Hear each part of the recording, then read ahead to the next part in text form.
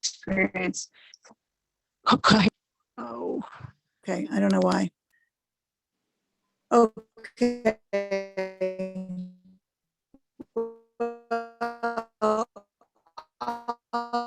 Mr. Remus, I'm sorry, I can't hear you.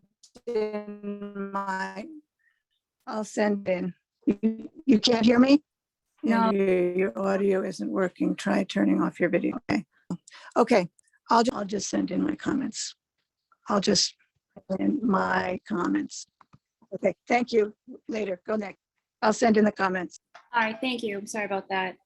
Our next speaker is Raul Aput, followed by Tanisha Sullivan. She had signed up. I'm not sure if she still would like to speak. Reverend Kevin Peterson, Latoya Gale, Sherry Yu, and Eric Estevez. Judith Nee.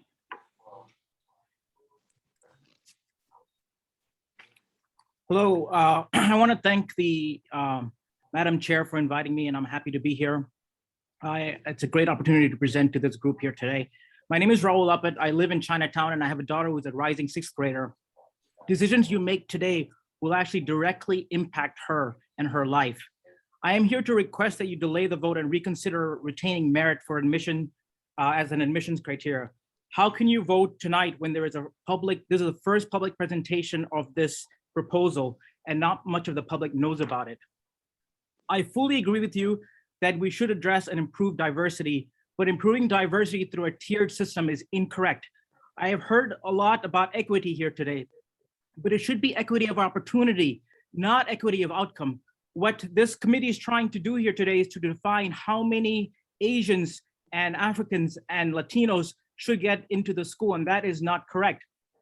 Just several days ago, I started a petition now supported by 1,700 parents who are now pleading you to retain merit in admissions criteria.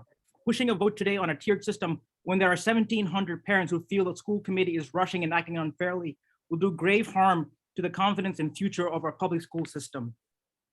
1,700 parents care because if you do not listen to us, we are afraid of two things. One is that the cachet of the coveted exam schools will decrease and you will dismantle the entire exam school system. And two, as was stated before, many parents will leave Boston as they will see no chances of getting great schooling when a school committee decides where you live and what tier you belong to. As a school committee member, I am outraged that you guys are now going to define what tier my 11-year-old belongs to, and at the current stage, she has absolutely no chance of getting into an exam school, even before she starts studying for a test.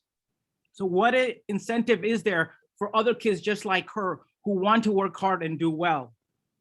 I actually do not believe in complaining without offering solutions. So what is the solution here is, here for the first time, we have $400 million that we can use to help fund disadvantaged students.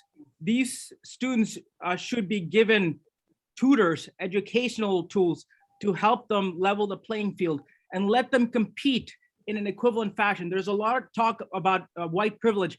You are seeing the face of white privilege. I'm a brown individual with the name Raul Appet, who was born in Mexico.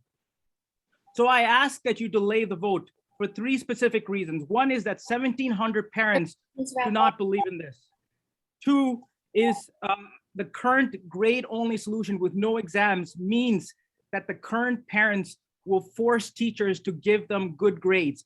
And so what will happen is there'll be so many students that will be eligible and will be competing. So many students this year will have A's and B's and will be competing. It'll be a mess trying to determine who can get in and who cannot get in. And then three, the main reason is that in reality, this is the first public presentation of this thing. And to push it forward and vote for it when the public doesn't know about it is not fair. And I just want to give one final thought. You know, as an Indian American who was born in Mexico, I was actually very happy that Zalia Avant-Garde won the spelling bee this year. She beat out 2 Indian Americans to win the prize. Now she won the competition fair and square. But just imagine that if we started instituting rules that we should increase the diversity of the winners of the spelling bee and we gave people extra credit and extra points so that they can succeed, I think if that happened, it would take away from what the spelling bee winner Zalia achieved this year. Sir, thank I you. strongly encourage you to stop, delay the vote and let the public know about it. Thank you very much. Thank you. Our next speaker is Judith Nee.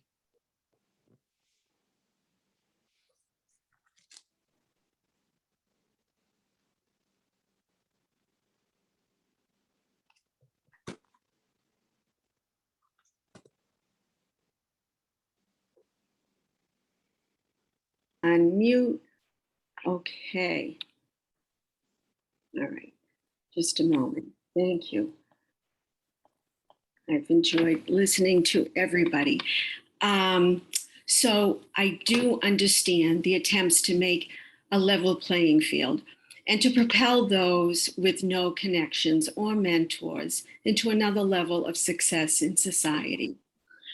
But do you really think depriving firefighters and civil servants' kids in a neighborhood 4 miles away is the way to do this? What does it get you other than deprive everyone of perhaps the one real authentic step up in the world by weakening the rigor of Latin? No, folks, the bigger picture here is the silent majority that sits beyond the city borders, in Manchester by the Sea, in Cohasset, in Marblehead, in Hingham.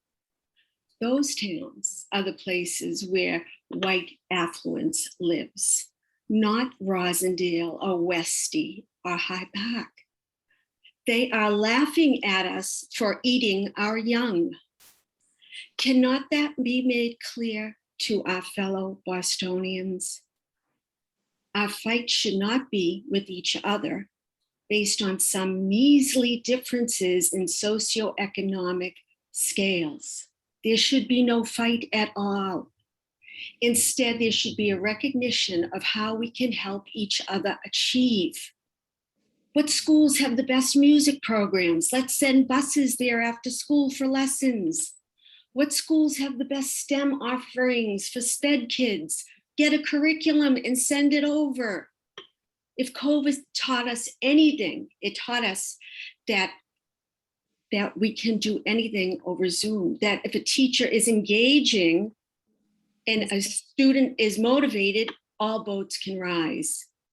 I literally get sick to my stomach with the thought that we are going to alter this 350-year-old proven world-renowned program pathway to a life of intellectual thought and action. It's not easy to come by for city kids. If anything says kismet, it is the arrival of $400 million in the nick of time. That says kismet. It's saying stop. Use this money and instead take the road less traveled. Let's get 400 million in the hands of a brilliant fiduciary with expertise in money management, assemble a Pathway to Latin task force, start in K1, and in 20, aim for more Latin buildings in 20 years. Make that the goal. Latin has never been about black, white, or brown. It's been about gray matter. Please do not make this self-destructive vote tonight. Please. Thank you. Thank you, Ms. Nee. Our next speaker is Reverend Kevin Peterson.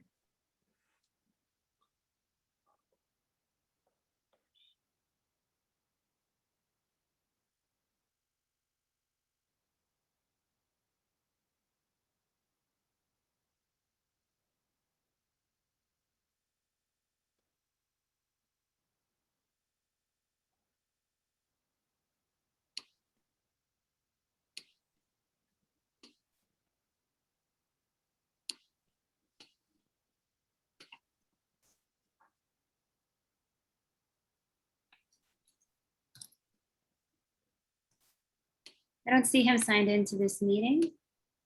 So we will move on to Latoya Gale.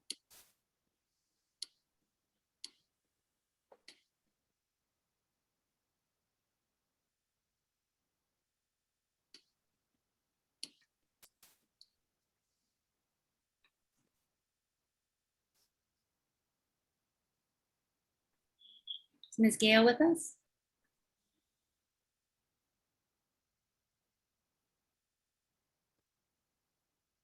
Okay.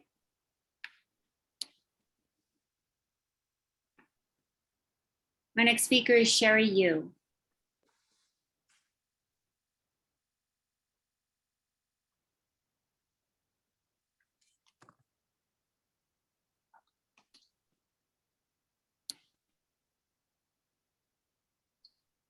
Sherry's not with us.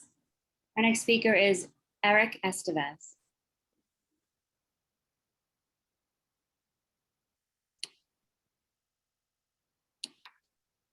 Hello, Oh, good evening. Welcome. this is Sherry Yu. Is it my turn to speak? Yes, good evening. Okay, good evening. Thank you. My name is Sherry Yu. I'm a parent of a Boston Latin student in Fenway. I'm here to urge the committee to vote against the proposed approach and consider a 100% merit-based admission policy with a more holistic review. Some people may vote for the proposed approach in the name of equity and equality.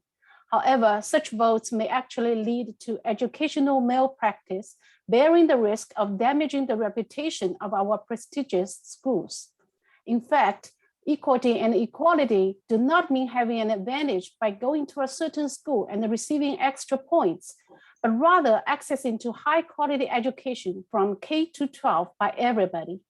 What the school district should really focus on is narrowing the gap in K-6 education across all Boston public schools so that all the students have a level ground to compete for the exam school seats. I'd like to mention some possible consequences if the proposed approach is taken. First, with the advantage point system, it's possible that some students who got admitted into the current exam schools will lag behind the teacher's expectations and the rigorous curriculum. When this happens, those students will suffer from low self-esteem and have their confidence debilitated. This will increase mental health crisis in the student body. Second, if the majority of the students are not able to keep up, the teachers will be forced to lower the difficulty level of the curriculum. As a result, in several years, the exam schools will no longer be able to maintain their competitiveness. Third, people may start to rent in the current low-income neighborhoods in order to go to schools that offer advantage points, which will drive the housing price up and make those neighborhoods unaffordable. This is not a simple exam school entrance policy vote. This also affects other aspects of our community. I respectfully ask you to consider these points and please vote against the proposed approach today and consider a 100% merit-based admission policy with a more holistic review. Thank you very much. Thank you. Our final speaker is Eric Estevez. Thank you. Can you hear me okay? I can. Would you be able to put on your camera, please? Oh, it is. Oh, there you It are. is on. I Oh, see. I'm on my phone, so I actually have to read, so I can't. I guess I can just freestyle. So my name is Eric Estevez. I live in Roxbury. I'm a former BPS parent of 8 years for the Mason School and a current board member of EMK, the Kennedy Academy, which is one of the other high schools, one of many. There are 120 schools in the district, and the 3 exam schools represent about 12% of the population. And in fact, almost nearly 50% of the regular or general education students among the high schools. Yet I am in favor of the 100% socioeconomic tiered recommendation by the task force, the original recommendation. And I actually am a graduate of a school very similar to the exam schools. And frankly, I think we should go a step further. I think the city of Boston should be bold because there is a structural flaw. Just like we saw in Florida, there was a structural flaw in that condo building that collapsed. The district, the city of Boston, this Boston School District is built around the grade configuration of the exam schools, the 7 to 12 structure. Many of our past superintendents have gone through a lot of contortions and twisting and turning to figure out the grade structure, which they inherited a mess. And many have tried to make sense of that mess. But it's an inherent flaw and structurally flawed that so many talented students go to just those 3 schools out of 120. Further, I think we should go even further by frankly dismantling the exam schools as a whole.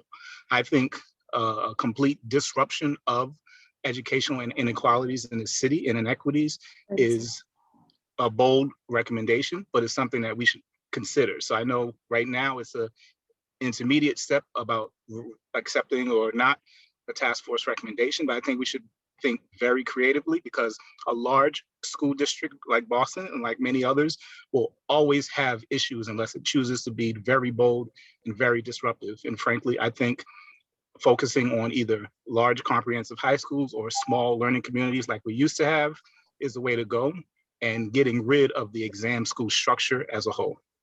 Thank you. Thank you. Thank you. Chairperson Robinson, that concludes our speakers for general public comment.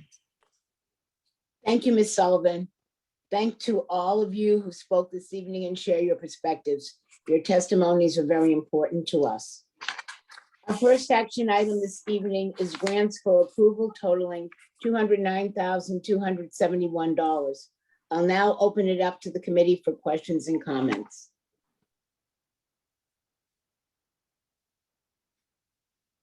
Are there any questions on the grants? Don't see anyone? Right. If there are no questions, I'll entertain a motion to approve the grants as presented. So moved. Thank you. Is there a second? Second. Thank you. Is there any discussion or objection to the motion? None. Ms. Sullivan, will you please call the roll? Dr. Coleman, Yes. Mr. DeRusso, Yes. Mr. Tran, Yes. Mr. O'Neill, Yes. Ms. Robinson. Yes, The grants are approved unanimously. thank you. Our next action item this evening is a 5-year charter renewal application for the Dudley Street Neighborhood Charter School. You will recall that at our last meeting, Principal Elijah Hextall, Board Chair Hakeem Harris, and Executive Director of the Boston Plan for Excellence, Jesse Solomon, presented the proposal, which has been recommended by the superintendent. I will now open it up to the committee for questions and comments. Are there any? I'll just make a comment. I'll repeat my comment from last week. Alrighty, thank you. So I think the Dudley School project represents the best of what a working relationship with charter schools could do for a city like Boston in terms of providing opportunities for teachers to learn, examples of what happens when you focus deeply on building community around learning, and position yourself in neighborhoods which attract a diverse set, an economically diverse set of people. And it's a great model that we can use. And I deeply appreciate that organization's commitment to working with us and being available to us over time. And so I'm very, very much in favor of their continuation as an organization. Wonderful, thank you. Any other comments? If there's no further questions, I'll entertain a motion to approve the Dudley Street Neighborhood Charter Schools 5-year charter renewal application as presented. So moved. Thank you. Is there a second? Second. Thank you. Any discussion or objection to the motion? Madam Chair, if I may just echo the comments of Dr. Coleman. I remember when the Dudley School started, because another school had failed there, and we were all deeply concerned about that neighborhood, and a number of folks, led by a former school committee member, helped start that school. And then the feeder system now into the Dearborn. To hear the success of the Dearborn last week, of how many people are choosing it, what they're doing with partnerships, et cetera, was extraordinarily encouraging to see. So glad to support this. Thank you.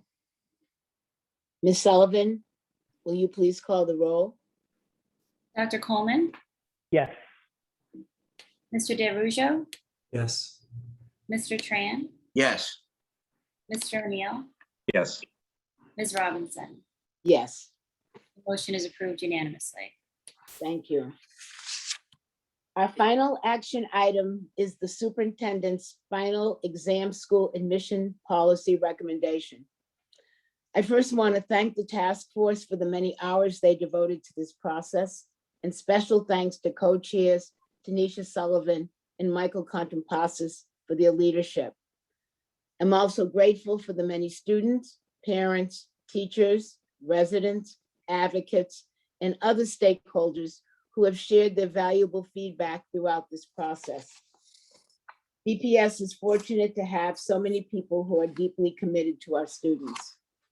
I hope that moving forward, we can harness that passion and that energy to improve outcomes for the 50,000 plus thousands of other students in our community who are counting on us.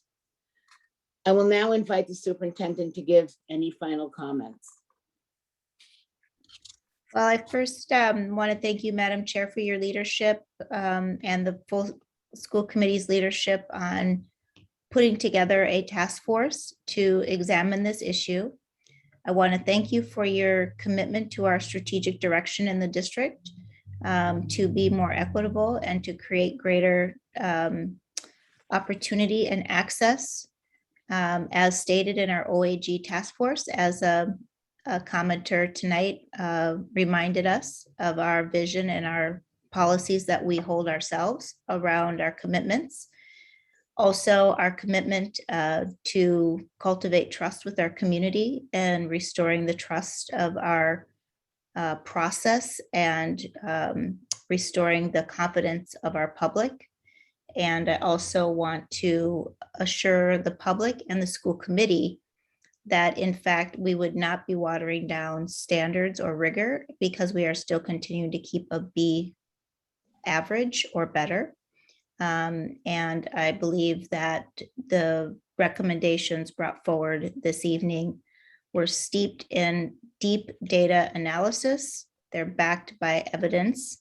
They are also very well vetted by a very transparent and public process, unlike I can't imagine any other process, certainly the most transparent process of public comment and discourse that I've ever experienced in making policy outside of the State House. And I just really appreciate all of you leaning into this historic vote. And I urge you to vote in favor of the task force's recommendation and the recommendation that I brought forward this evening. Thank you. Thank you. Thank you. I'll now open it up to the committee for questions and comments. Please raise your hand in Zoom. Virtually. Okay, I'm going to start with Dr. Coleman. Thank you. Since this is important, I spent some time and I wrote out, so I apologize. I'm going to read this so that I don't forget some of the issues that I want to share. So Chair Robinson and Superintendent Cassellius, I want to congratulate both of you with words of appreciation to our two previous chairs for undertaking this very difficult process determining who should be eligible for Barton Latin School Academy and the O'Brien, and how seats will be allocated both within the context of the pandemic and the future. This is a difficult and contentious choice to address at any time. As a committee member, I see my primary role is to ensure that procedures used to develop proposals are aligned to the expectations articulated in our strategic plan. That phone is hung up? For lots of reasons, many out of our control, it is unreasonable to think we can make major changes with which everyone in our community is in agreement or pleased with the impact of those decisions. In fact, in this community, there's reasonable expectation that talented and committed people will disagree. Just think back to the diversity of opinion around opening or closing schools during the pandemic. As a function of our strategic plan, which was created and then reimagined with significant community input, we have been asked to prioritize the closing of opportunity and achievement gaps within our student population and to significantly increase equitable access to high quality learning experiences for all of our students. Given the limits to quality seats in our city, getting to all remains a challenge. A challenge that we are working to address through improved academic programming, improved resource allocation, and the recruitment and retention of educators who are highly effective in the application of culturally and linguistically relevant pedagogy. The gap in access, however, remains.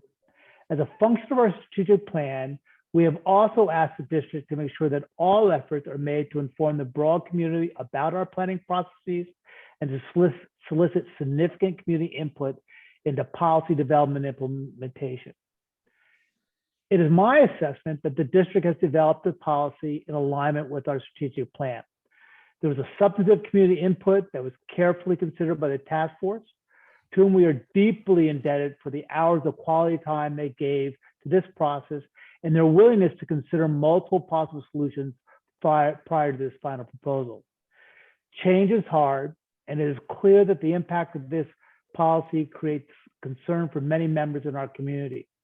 It is also clear, however, from the modeling that was used to examine the efficacy of this proposal, that determining eligibility by grades and performance that demonstrates that a student has the academic competence to undertake the demands of a college preparatory curriculum, and then assigning those seats by census tract with a consideration to those who are overcoming the stress of poverty meets our expectations that policies increase equitable access to high quality learning experience. If our community wants us to change the guiding principles of our current strategic plan, then I ask that they let us know they want us to develop a strategic plan that is not focused on closing opportunity and achievement gaps or increasing equitable access to high quality learning experiences for all. I invite anyone who has what they think is a reasonable alternative approach to the sustainable creation of a high performing public school district to get on the agenda of the Opportunity and Achievement Gap Task Force and or the School Quality Task Force to initiate the process for us to consider alternative approaches. Once again, I want to thank the task force, the superintendent, and her team for providing us the opportunity to review this carefully developed plan for admission into these schools. I want to take this opportunity to point out the value of having a task force to develop solutions within a time limit framework. I am hoping that we can replicate this process to address other high-level concerns in the district. My first choice would be on developing an articulate plan to address the findings of the Parthenon report, which demonstrated that 30% of our students entering ninth grade have an academic record that suggests they are not likely to graduate from our schools. So thank you, Madam Chair, for the time, and I look forward to hearing my colleagues' perspectives and moving towards vote on this issue tonight. Right, thank you. Ms. Mercer? So I don't want to say much. I don't have really much to say. I just wanted to say that I do support this plan of the 100 because it just makes sense in terms of just equity and just making sure that everyone has a fair fighting chance, especially when students like me coming from low income, single family household do not have necessarily the money or the tools to go out and afford to have tutors or afford to have opportunities that other students were able to afford and able to have. So yeah, also I have a question about regarding the assessments and the tests. So the question is, why is BPS getting their tests from a vendor? Is it a state requirement to use one of these vendors mentioned earlier to make it fair to everyone within Mass, or is it a choice that BPS decided on their own? Superintendent, do you want to respond to that? I can. So we are required to go out for procurement laws, to go out for a bid for vendors to be able to handle the requirements of an assessment system of a district this large. And so we follow those requirements and go out for vendor for our test products. Thank you. For my time is up. I just want to mention really quickly that if a lot of the community members, students, parents, teachers, educators are in support of this, then we should do what the community wants, because again, this is affecting students, my friends' siblings. It's affecting everyone within the community. So if the community is saying one thing, then do what the community wants. Thank you. Thank you, Ms. Mercer. Mr. Tran?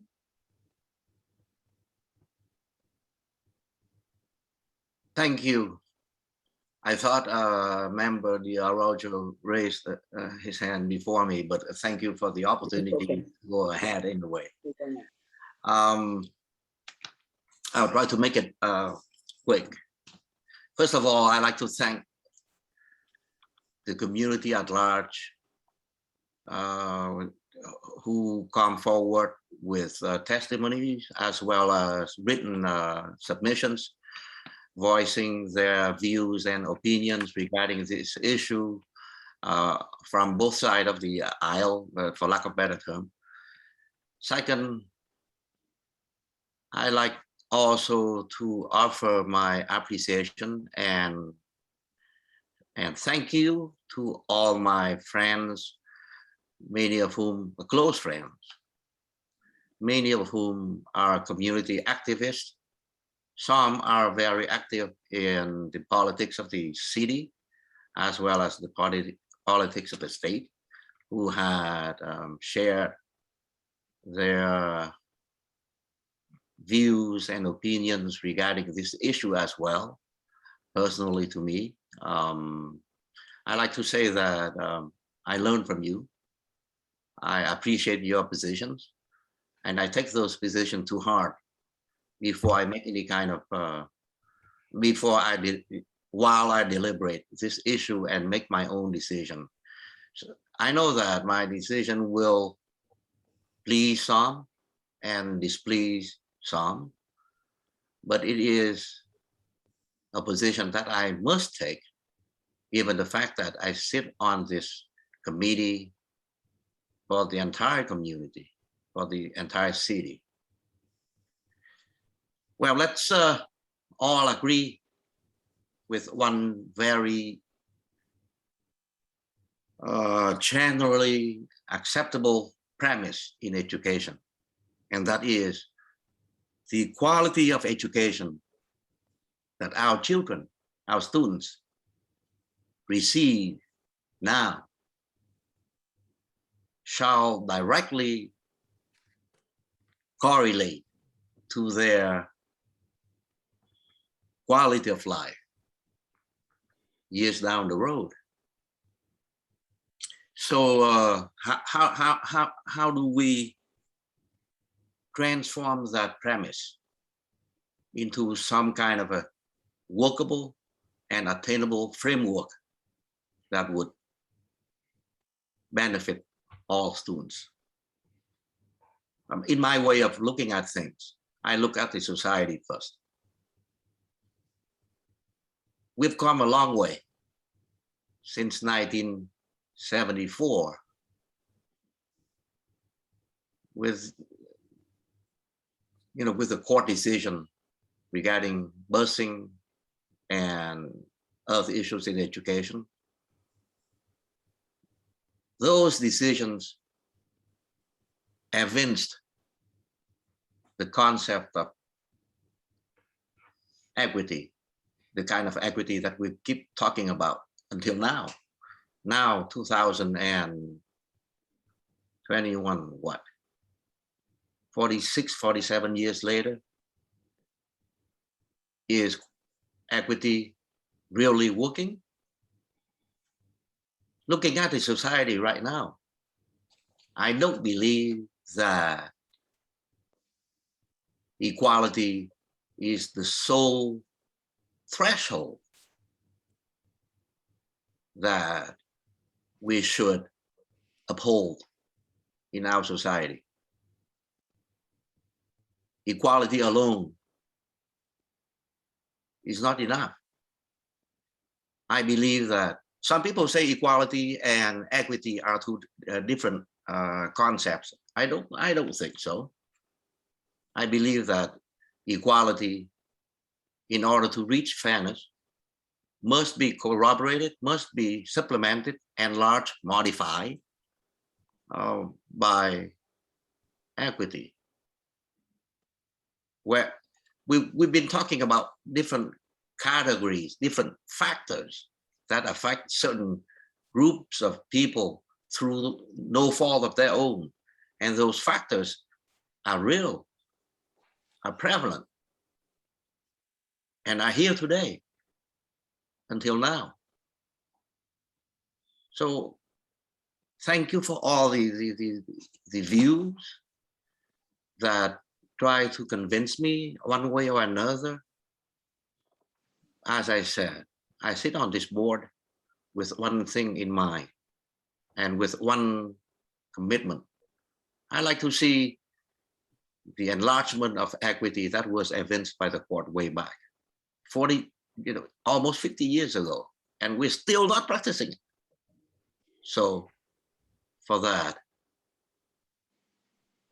I believe you understand where I'm coming from and where my vote is going to be. And I'm going to say for the last thing, I'm going to be very proud of what I'm going to vote today. Thank you. Thank you, Mr. Tran. Mr. De Araujo? Thank you, Madam Chair. I will vote in favor of the superintendent's recommendation for revision to the admissions policy for our exam schools. As I started to mention earlier, I think that the intention of this plan is to ensure that applicants with the best grades, best test score will have the best shot at choosing one of these schools. The tier system, along with the policies around revising grading, expanding the exam school initiative, and the other recommendations, I think could ensure that applicants can be successful regardless of their socioeconomic backgrounds. As I mentioned earlier, a big part of that is getting folks to apply, getting folks to be engaged, and understanding the real value of these programs. And that's, of course, it's not a given that folks are going to apply.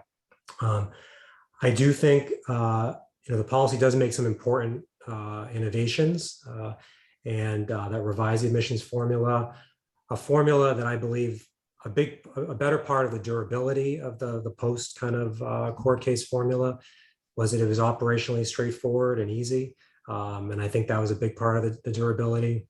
But I think a lot of the innovations here that I'm supportive of, I think best serve where all of Boston students are today. That said, as I touched on earlier, with any innovation, there is the risk of unintended consequences. I think we've raised a few of the potential ones earlier. I think that we heard, through this public comment and the previous public comments, and also in the written comments, the potential unintended consequences that that could arise from this formula. I do ask, and I put this on the table earlier, that we do consider. I'm voting for this policy. I think that the broader architecture of it, as I think Dr. Coleman and team have discussed, has gone through a process. It's been a very long process, exhaustive process, and I think that there is data and evidence to back up that framework. The pieces that I've advocated for, and others to make some changes that we're seeing tonight.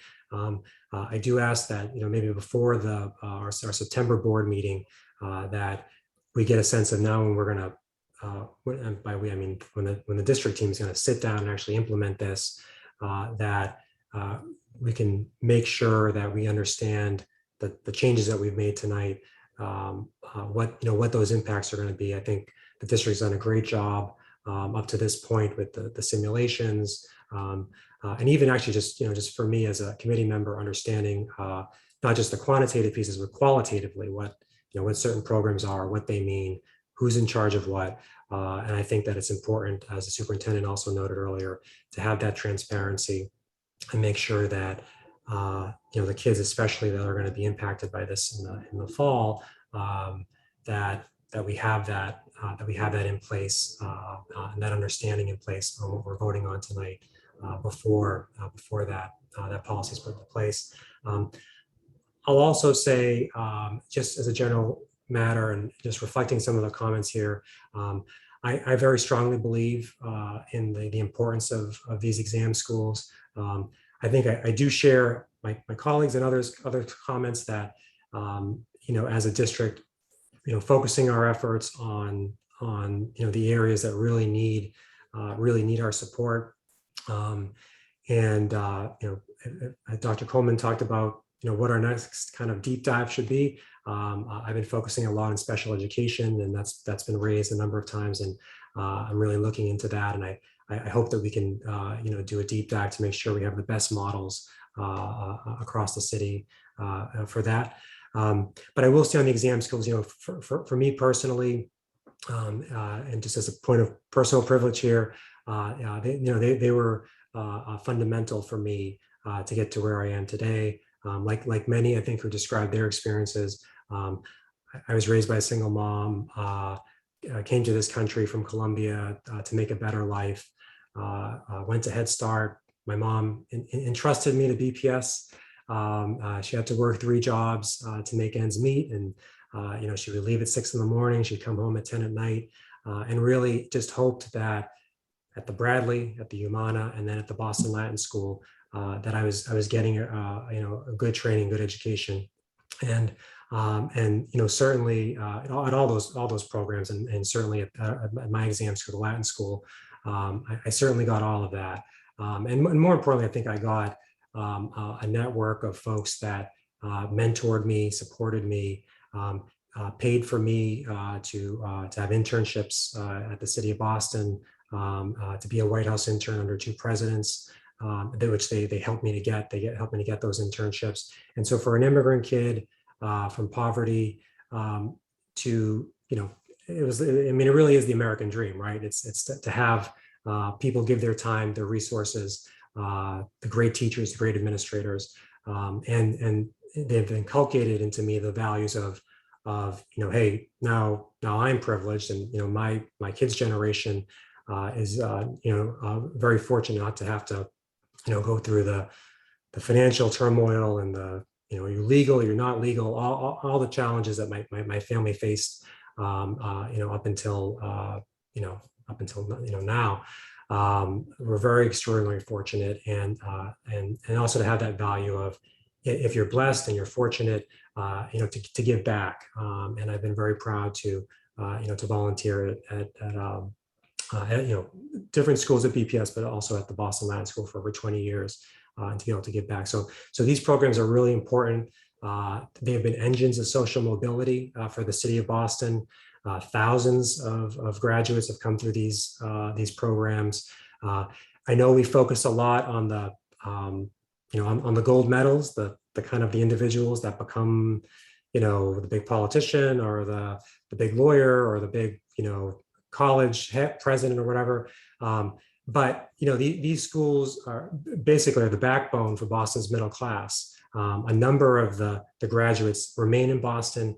They are police officers, or firefighters, our nurse practitioners, our postal workers. And that, I think that's critically important too. And that's why I think those programs continue to be so important. I think that getting this policy right, getting the implementation right, will reinforce the importance of these, of having, a citywide exam school where you can have everyone from every different background come together. And of course, the goal of these programs is to expose kids to high levels of rigor in every subject. That's not for everyone. Maybe it wasn't for me in certain cases, but that's what these programs are. And I think we've been very proud of them. And although throughout all this, as I said, I want to focus on other areas, but I do want to say, how important these programs are and how important this work is. And I'm grateful to the superintendent and her team for where we are up to this point, and I look forward to where we're going to go from here. So thank you. Thank you. Mr. O'Neill.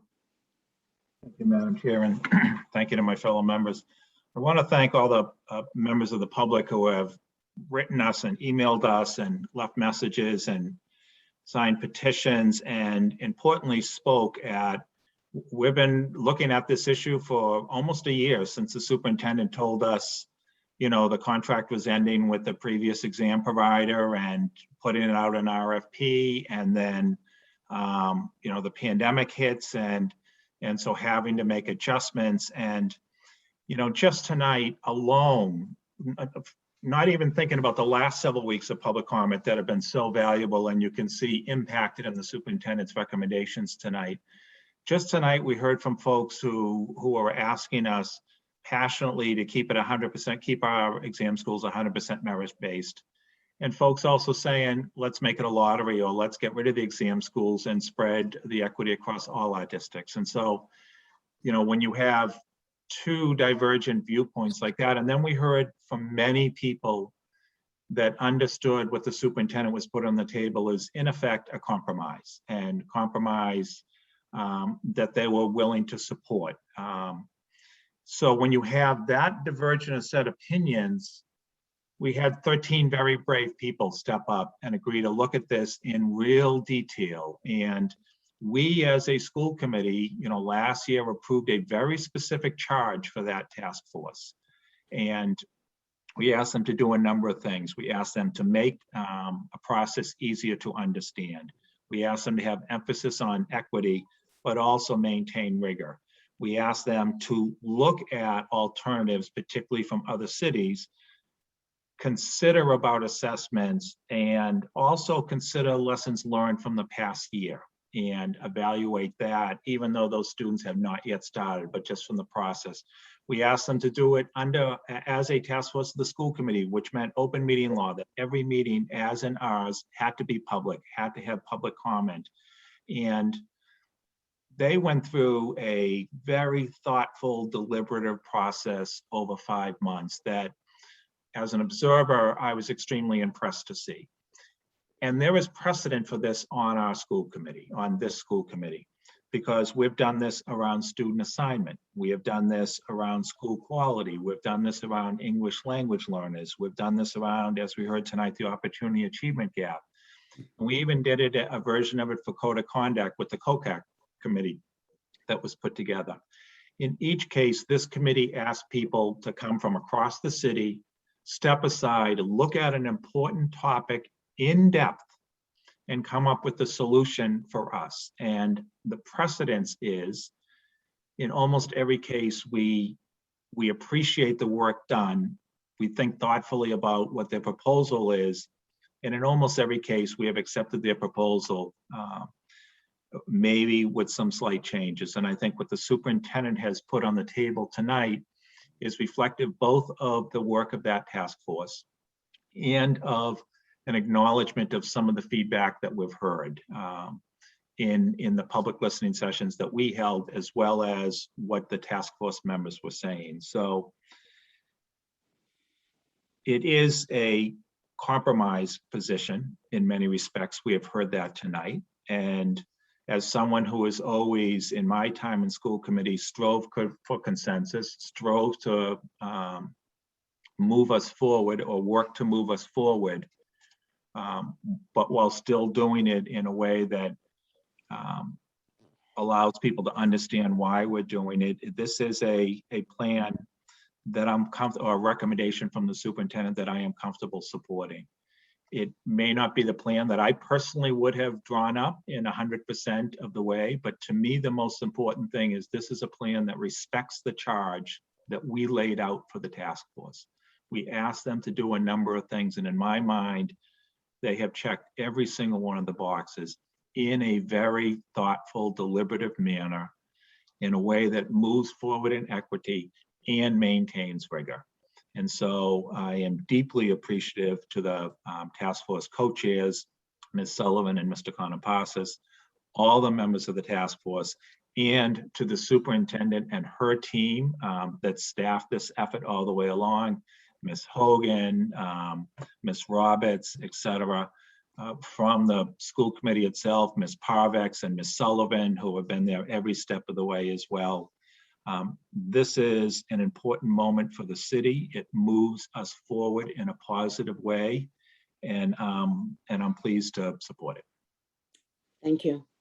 I want to join all of you again in thanking the superintendent and everyone in the district, and particularly the task force members who have gotten us here.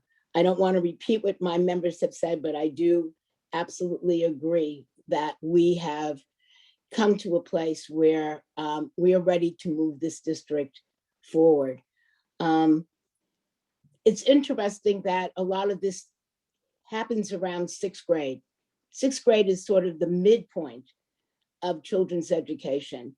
And I think what we've heard that as much as we are trying to launch them into their second half, into their high school, middle and high school years with programs of rigor, we've got to go back and look at what's going on in all of our schools for all of our children from grades pre-K to grade 6 to make sure that we are giving every single child a quality of an education. This should not be an issue of choice that some get to do and others are not prepared to do.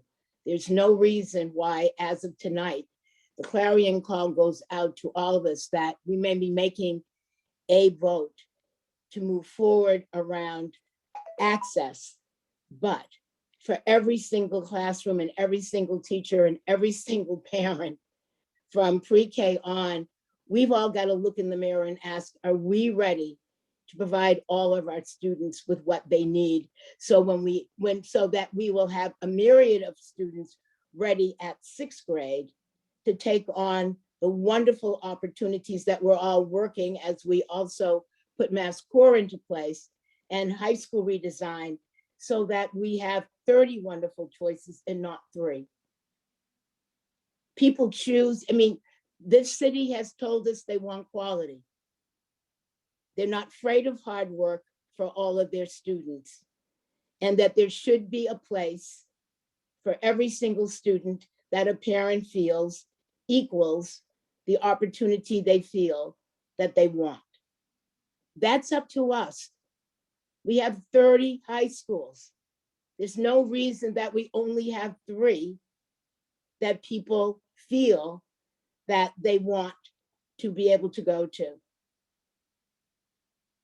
So for me tonight, this vote is a step, just a step, but the work is yet to be done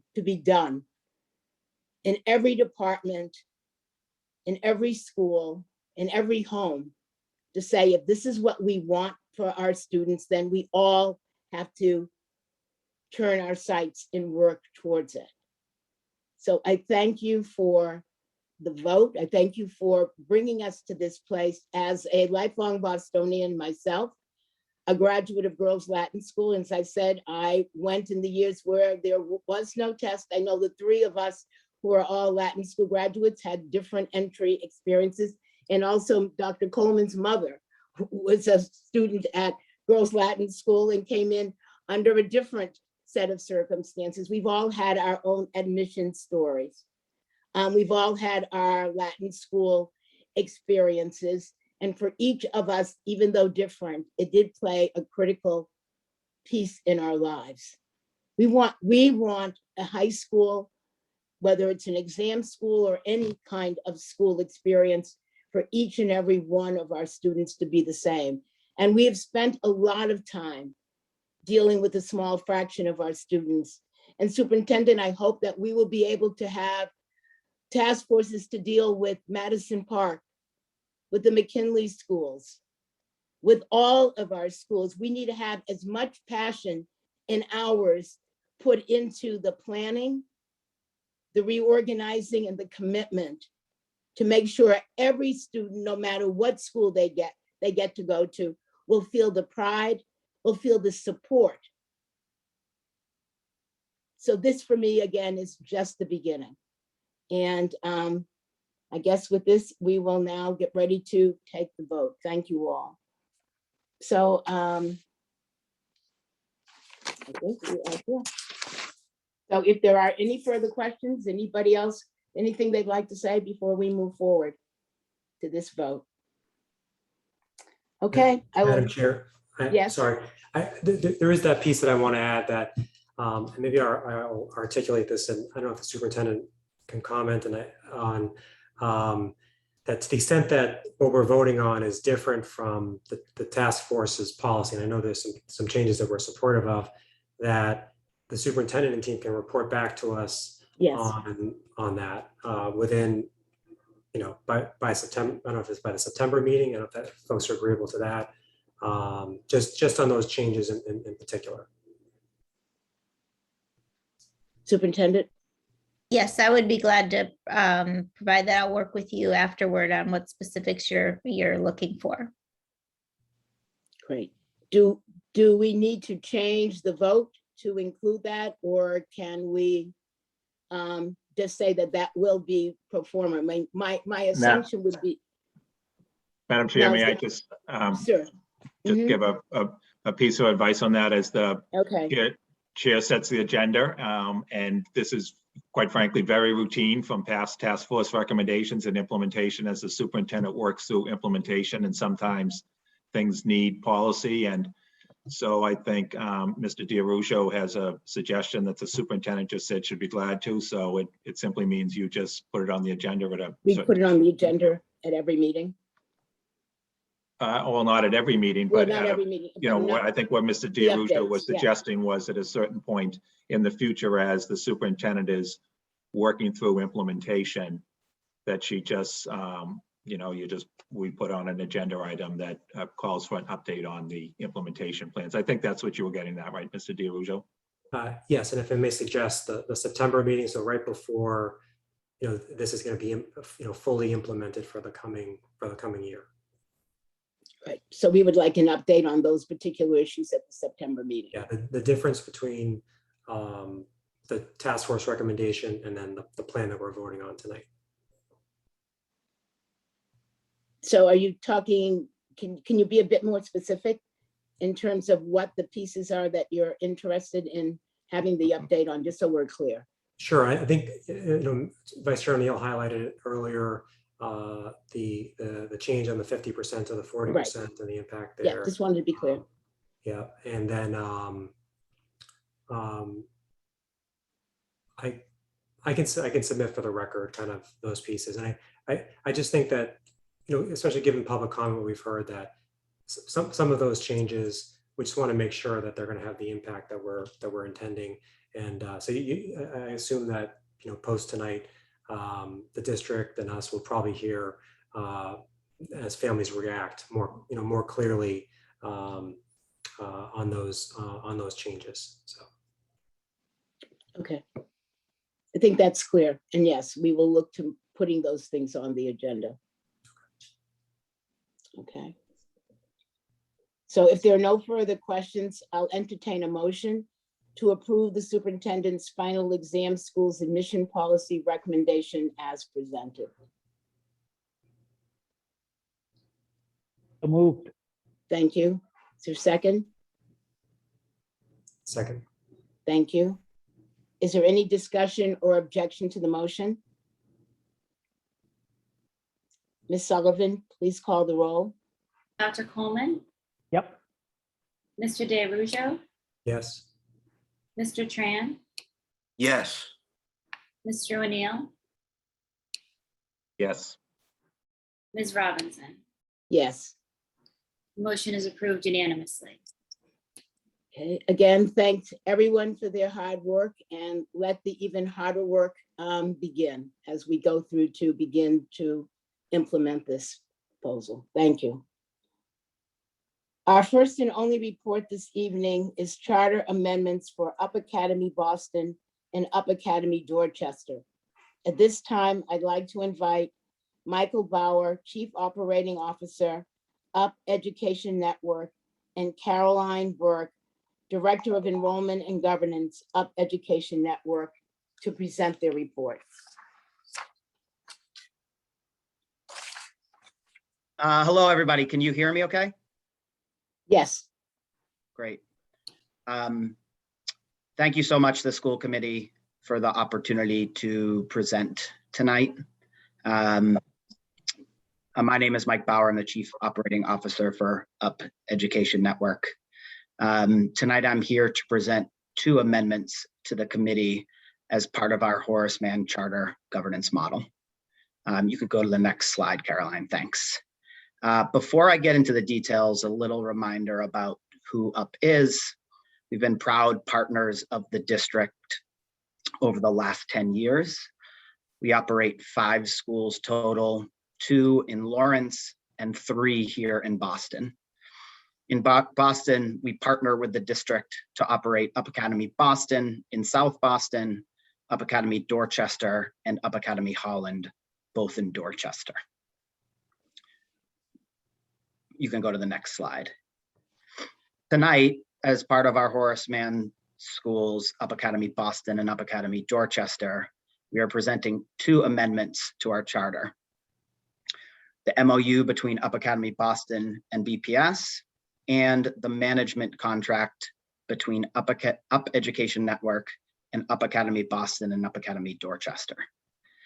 As a reminder, as a Horace Mann school, we are required to get approval for certain governance documents from the board of Up Academy Boston and Up Academy Dorchester, the BPS School Committee, the Boston Teachers Union, and DESE. To note, an update to this slide, we have now received approval from the board, from DESE, and as of earlier this week, approval from the Boston Teachers Union on both of these amendments.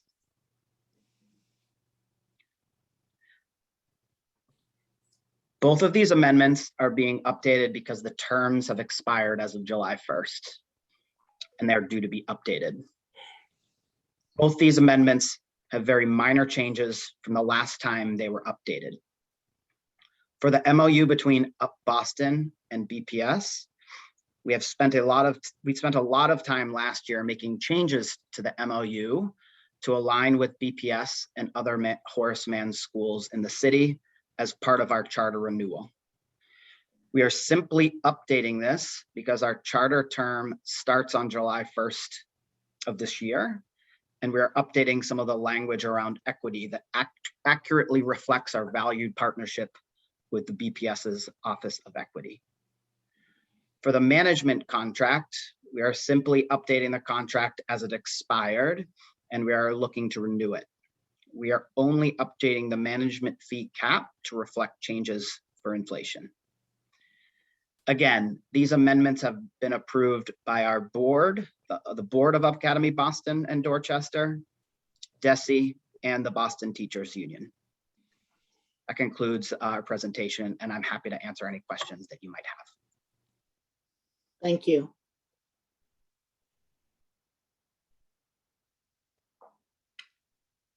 Are there any questions from the members? Mr. DeArujo? Make a comment. Michael, good to see you again. I had the pleasure of visiting the Up Academy at their Dorchester location. It was great to see the work that your team and educators there were doing. I got to sit in on some classes from kindergarten to a few, I think a 4th grade class, and seeing some work on literacy and math. So very, very impressed, with the work and the progress there. So thank you for that invitation, and look forward to voting on this piece for you. Thank you. Thank you so much. Appreciate you coming, and we welcome anyone at any time to come and visit our schools. Excited to have anyone. So thanks so much. Mr. O'Neill? Thank you. Thank you, Mr. Bauer, for your presentation. It's been a few years actually since I've been out at Holland, I think was the last one I visited. So thank you for the work that you're doing.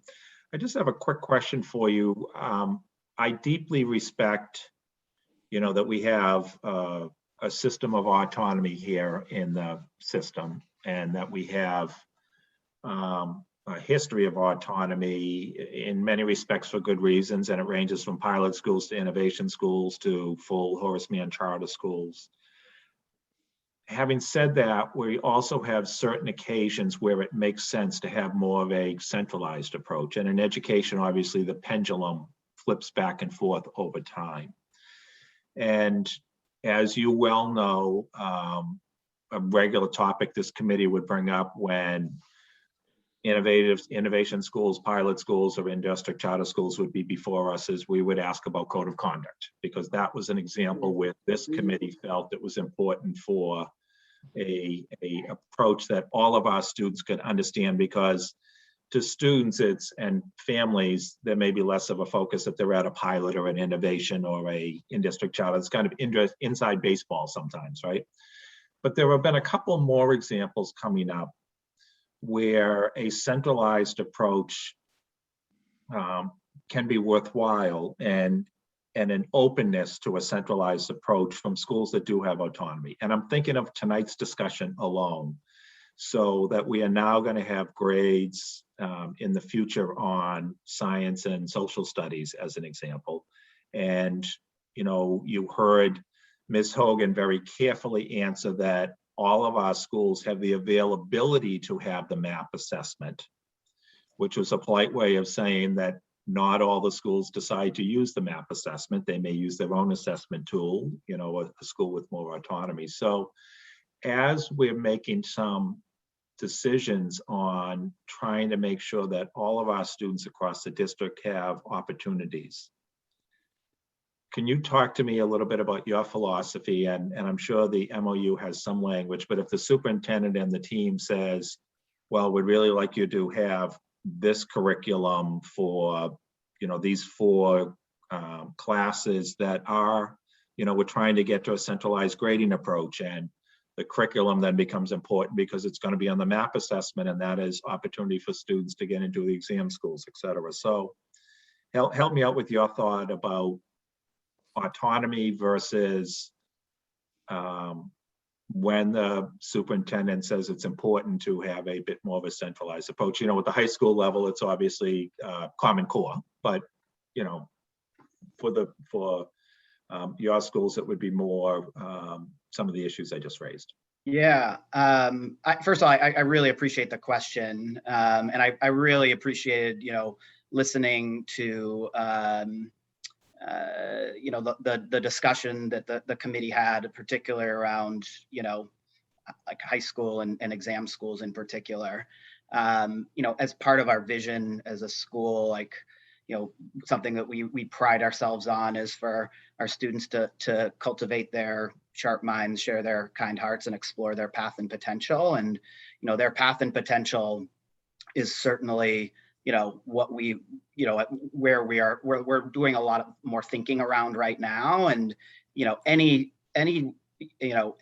when we talk about exam schools and the way to get into exam schools, I heard you talk about MAP, certainly, and we do like administer MAP at our schools as well, which I was you know, happy to hear. But anything that is going to, you know, set students up and giving them an opportunity to, you know, whether it's, you know, attend an exam school or just be successful in general, we would be more than open to discussions around, you know, centralization of certain things where we think it, at the end of the day, is going to be good for students. I think there's a lot more opportunity to partner more. I think we could do a better job of that with the district, to understand more about what you know, you are doing in terms of curriculum, and I think we're trying to work more closely with you on that. But, you know, in general, at the end of the day, I think it comes back to what is going to be best for our students. And if there are ways to you know, centralize things and partner with the district more closely on anything, we are more than open to a discussion around that and in a potential alignment. I mean, we spent a lot of time last year with Sam DePina and his team to align our code of conduct, to your point, around what we thought was best. And we've made a lot of strides that I think have served us well. And so where it makes sense, I mean, I'd not just welcome, but, you know, we'd be excited to partner with you more on things like that. Thanks. Thank you for that. And is that reflected in the MOU? The MOU, the MOU and our policy is like complete alignment. We didn't adopt it officially because of, you know, there are some operational components of decision making in there that were a little different with our board. But, you know, we worked very closely with Sam that like all the components are like, it's almost a mirror document now with just a few examples of deviation. And I know I heard the superintendent talk about, you know, a change to the code of conduct, and we want to be part of that conversation so that we can align even further. Great. Thank you, Mr. Bauer. Great, thanks. Are there any other questions, comments from committee members? If not, Mr. Bauer, I do look forward to getting a chance to visit this year. I know that didn't happen in the last year, but look forward to getting a chance to come back and visit the schools again. And again, thank you for you and your team's hard work to move forward. Thank you so Thank much. you. Looking forward to it. Great. So thank you. And we look forward to taking action on these requests at our next meeting. We'll now move on to public comment on reports. Ms. Sullivan? Thank you, Chair. We have no speakers for public comment on reports. Okay. Thank you. Any new business? None. That concludes our business for this evening. The next school committee meeting will take place on Wednesday, August 4th at 5 p.m. on Zoom. If there are no further questions, I'll entertain a motion to adjourn. So moved. Thank you. Is there a second? Second, Is there any discussion or objection to the motion? Ms. Sullivan, will you please call the roll? Dr. Coleman, Yes, good night all. Mr. DeRusso, Yes. Mr. Tran, yes, good night. Mr. O'Neill, Yes. Ms. Robinson. Yes. Thank you. Thank you all for this very, very hard work and for this historical vote this evening. So thank you. And we look forward to coming back together on August 4th. Good night. Thank Good you. night. Chair. Thank you, members. Thank you.